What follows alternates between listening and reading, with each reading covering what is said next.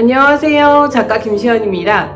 오늘은 제 영상에 이런 댓글이 남겨져 있더라고요. 코로나 시국에 너무 우울해서 인문학책을 추천해달라는 요청이 있었어요. 오늘 소개해드릴 책 3권을 쓴 저자들은 어떻게 이런 절망적인 상황에서 이런 글을 남길 수 있었을까? 비극적인 자신의 운명을 극복한 저자들이 쓴 책이에요. 오늘 소개해드릴 책은 정말 꼭 읽어보라고 여러분들에게 권하고 싶어요. 첫 번째로 소개해드릴 책은요, 니체의 짜라투스트라는 이렇게 말했다입니다.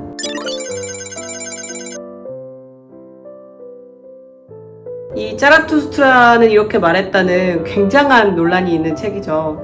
니체의 핵심 사상이 모두 담겨있는 책인데요. 가장 많이 팔린 건 민음사에서 나온 판본인데 저는 민음사 책이 이렇게 세로로 약간 길어가지고 보는데 좀 불편하더라고요. 이번에는 펭귄 클래식 코리아에서 나온 판본을 한번 구입해봤어요. 이 판본을 여러분들에게 추천해드리고 싶어요. 이 책을 처음 읽어보면은 이게 무슨 말이야 라고 생각할지도 모르겠는데 다 읽고 나면 마음에 엄청난 폭풍우가 몰아칩니다. 니체의 메시지가 그만큼 강렬하기 때문인데요. 근데 이 책이 신기한 게 뭐냐면 읽을 때마다 달라져요. 제 상황이 변한 거겠죠. 그래서 이렇게 성장하는 과정 중에 이 책을 가끔씩 읽어보면 예전에 내가 읽었던 책이 아니었는데 라는 생각이 들 거예요. 좋은 책의 기준은 이렇게 읽을 때마다 저에게 새롭게 다가오는 책인 것 같아요. 그래서 그런 면에서 지금 이 코로나 시국에 여러분들이 꼭 읽어봐야 할 필독서인 것 같기도 합니다. 왜냐하면 이 책에 니체의 핵심 사상이 모두 들어가 있거든요.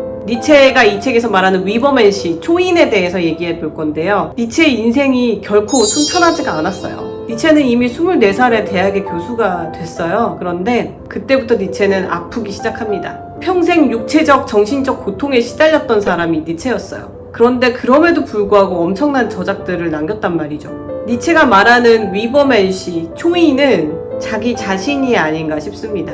니체가 24살에 교수가 됐잖아요. 그런데 건강이 악화되면서 이 교수직도 그만뒀어요. 이 니체를 평생 괴롭히던 편두통, 그리고 위도 굉장히 안 좋았다고 하고요. 게다가 니체가 우울증까지 굉장히 심각한 사람이었거든요. 사랑하는 여자가 있었지만 결혼하지도 못했어요. 건강이 너무 안 좋다 보니까 겨울에는 따뜻한 이탈리아에 가서 살 수밖에 없었어요. 그러다가 40대부터 이제 정신 이상 증세에 심하게 시달리게 되죠. 니체는 끊임없이 인간에게 능동적으로 자신의 삶을 주체적으로 창조하라고 강조를 하고 있어요. 이 니체가 말하는 능동적인 삶이 뭐냐면요, 세상에 이미 있는 전통적인 규범이나 종교적인 가치관을 뛰어넘어서 새로운 창조적 가치를 스스로 만들어내는 인간상이 바로 초인, 위버맨시거든요. 니체의 이런 사상이 집대성돼 있는 게 바로 이 짜라투스트라는 이렇게 말했다입니다. 그런데 니체는 생전에 세상으로부터 그렇게 큰 인정을 받지 못했고요. 이 책 짜라투스트라는 이렇게 말했다도 니체 본인이 자비 출판을 한 걸로 알려져 있습니다.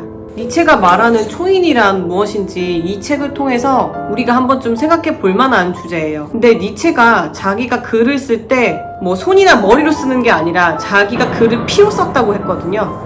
문제작 짜라투스트라는 이렇게 말했다입니다. 두 번째 책은 세네카의 화에 대하여 라는 책입니다.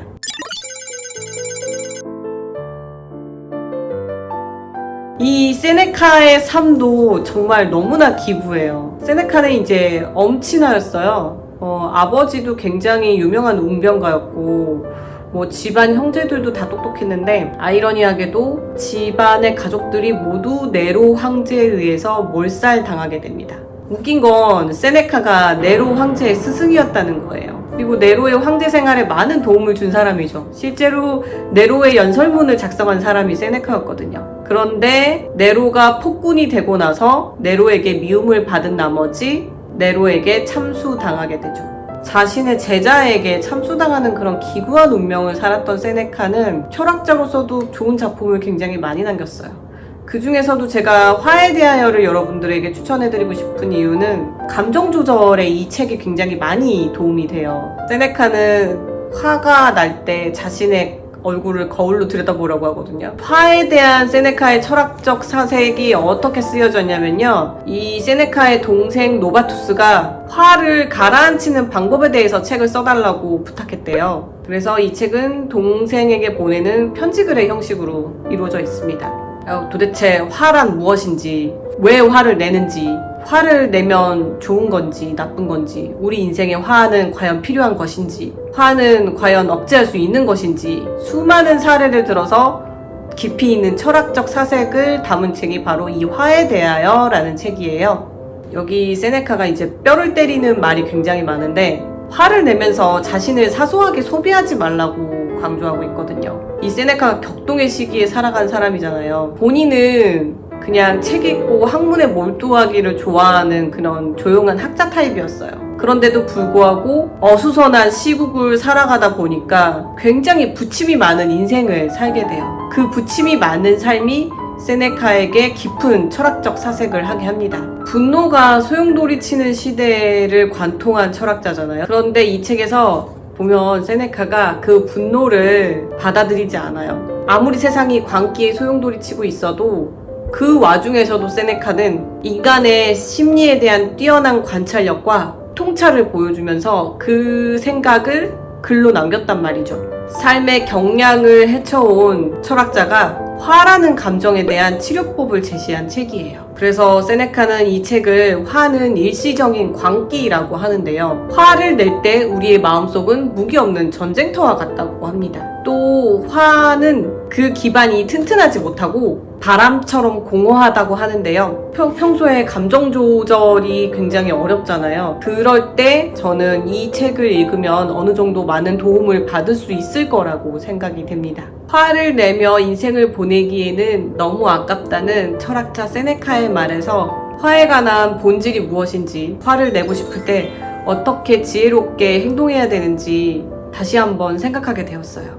세 번째로 여러분들께 소개해드리고 싶은 책은요, 정조가 쓴 일등록입니다.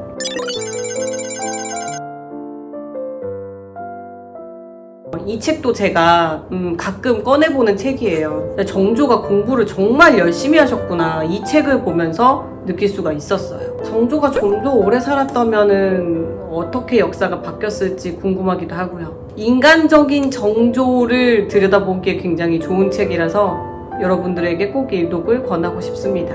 정조는 영조와 함께 조선 최후의 중흥기를 이끈 왕이잖아요. 정조의 일생은 드라마로도 제작이 됐고 영화로도 제작이 됐는데, 그런데 제가 이 책을 읽어보고 나서 든 생각은 그거였어요. 정조의 진문맥을 모르고 있었구나. 일등록을 읽지 않고서 정조의 진문맥을 안다고 할 수가 없겠구나 라는 생각이 들더라고요.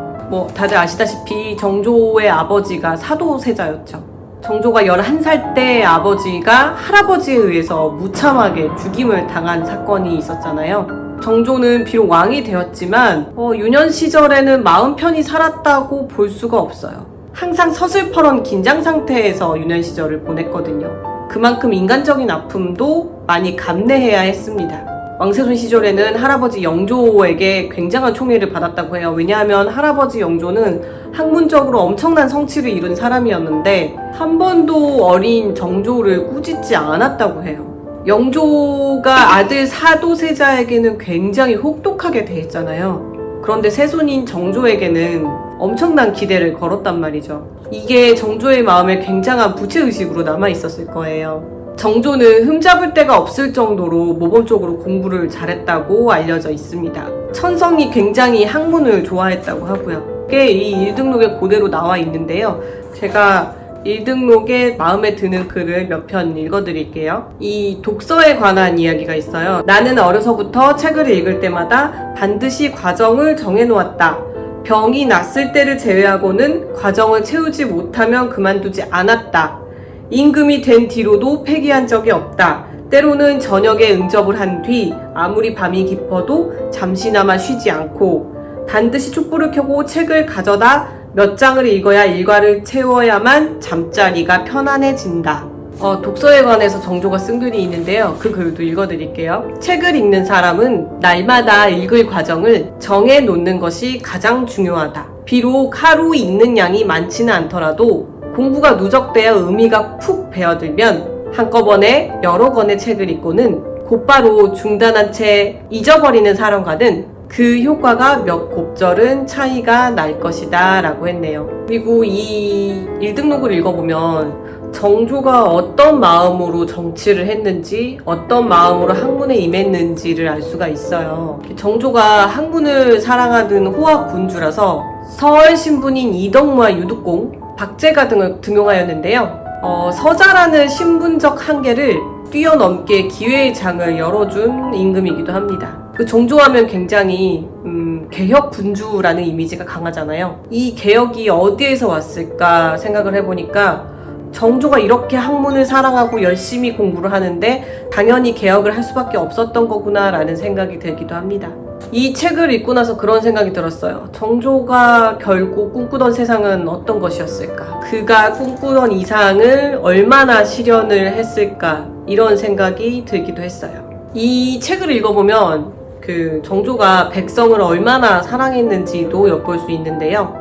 일등록에 나와 있는 애민이라는 구절을 읽어드릴게요. 대저 얻기 어려운 게 백성이고 모으기 쉬운 게 재물이다. 재물을 모으느라 백성을 흩어지게 하느니 차라리 재물을 흩어버리고 백성을 모으는 게 낫지 않겠는가.